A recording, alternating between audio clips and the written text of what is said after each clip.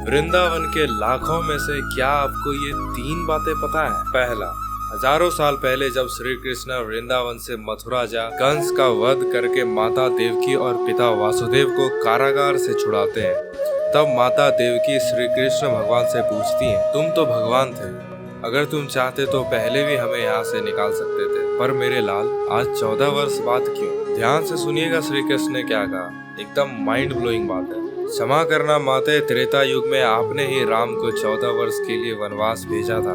उस वक्त आप ही माता कैकेयी थी और माँ कौशल्या को 14 वर्ष अपने बच्चे के बिना रहना पड़ा था।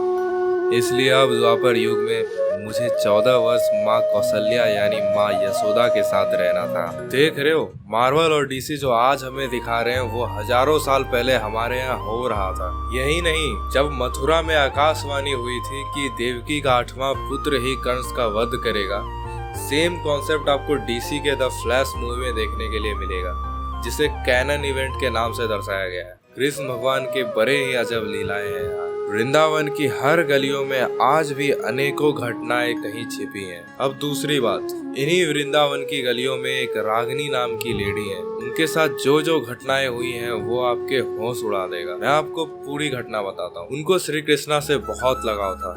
वो जब भी बांके बिहारी जी की मंदिर जाती थी, कभी उनके दर्शन ठीक से नहीं कर पाते थे। उनके मन में हमेशा एक इच्छा रह जाती थी कि श्री कृष्णा को करीब से देखने की। वहाँ बांके बिहारी जी के मंदिर में उनके सामने से दर्शन करने के लिए वीआईपी पास लेकर ही आप जा सकते हैं, जैसे कोई बड़े अधिकारी या कोई सेलिब्रिटी। हर रोज जब वो बांके बिहारी जी के मंदिर जाते थे, कभी उनको ठीक से दर्शन नहीं मिलते थे। इसी वजह से वो सिर्फ अपने मन में सोचा करते थे कि काश मुझे वीआईपी की तरह एक बार उनके दर्शन करने के लिए मिल जाए। वीआईपी बनने के लिए नहीं, सिर्फ उनसे दर्शन करने के लिए। पर ऐसा कभी कुछ हुआ नहीं। एक दिन लौटते वक्त अचानक एक गोसाई जी उनके सामने दोनों हाथ उनके कांधे पर रखते हुए उसे रोकते हैं और कहते हैं, तू यहीं पर खड़ी रहना, जल का छिड़काव यहीं पर होगा, उससे पहले यहाँ से हिलना मत। पता नहीं क्यों वो वहीं पर रुक जाती हैं और बिहारी जी भी उनको वहाँ से अच्छे से दिख रहे थे।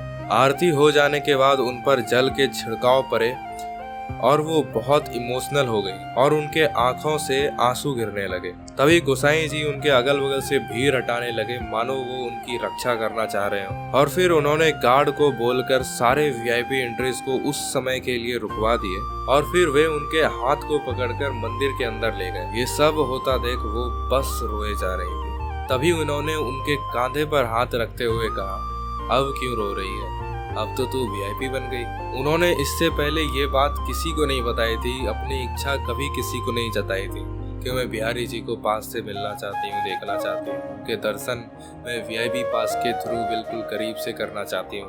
उन्होंने रागिनी जी को अपने गले भी लगाया, अपने दोनों हाथों से उनके आंसू पोंछे। उस वक्त तक उन्हें लग रहा था कि ये सब श्री कृष्णा करवा रहे हैं, पर उन्हें बाद में ये एहसास होता है कि वो साक्षात श्री कृष्णा ही थे, क्योंकि वो श्री कृष्णा को अपने दोस्त की तरह मानते थे। और गले लगने से पहले वो बोलते हैं कि दोस्त मानती है और अपने गले भी नहीं लगाएगी। बाद में उन्होंने उनको बाहर छोड़ने भी साथ में गए, उनको कचौड़ी सब्जी खिलाई और ये सब बस उनके साथ हो रहा था। उन्हें ऐसा कुछ होश नहीं था, वो बस रोए जा रही थी। भगवान की महिमा का कोई अंत नहीं है। ये सब जो आज उनके साथ हो रहा था, कभी ना कभी उन्होंने अपनी इच्छा जताई थी और वो आज हो रहा था। गोसाई जी उनके लिए बिल्कुल ही अननोन पर्सन थे।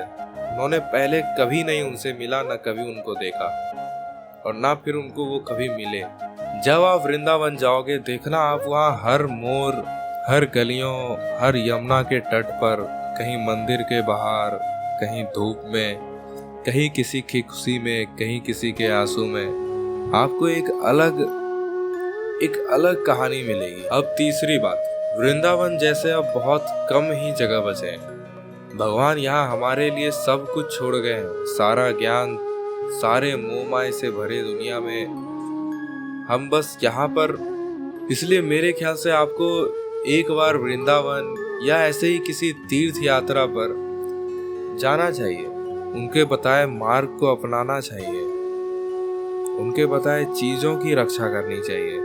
ऐसे ही आप इस युग में भी भगवान से मिल सकते हैं। वापस आते हैं। यह वृंदावन ऐसा कह सकते हैं 2 भाग में बटा है, एक नया वृंदावन, दूसरा पुराना वृंदावन। नए वृंदावन में इस्कॉन टेम्पल है, जहां आपको दूर दूर से आकर बसे फॉरेनर्स भक्ति में लीन मिलेंगे, और प्रेम मंदिर जो कि 5 से 6 बजे के बाद सबसे सुंदर लगता है, और वहां के प्रसिद्ध प्रकांड टेम्पल देखने को मिलेगा।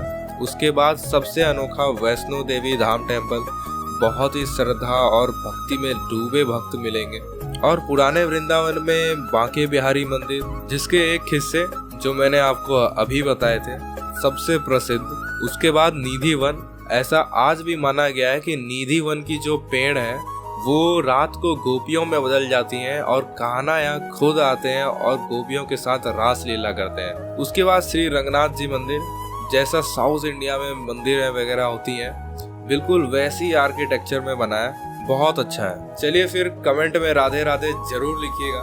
मिलते हैं अगले किसी ऐसे वीडियोस के साथ। जय श्री राम।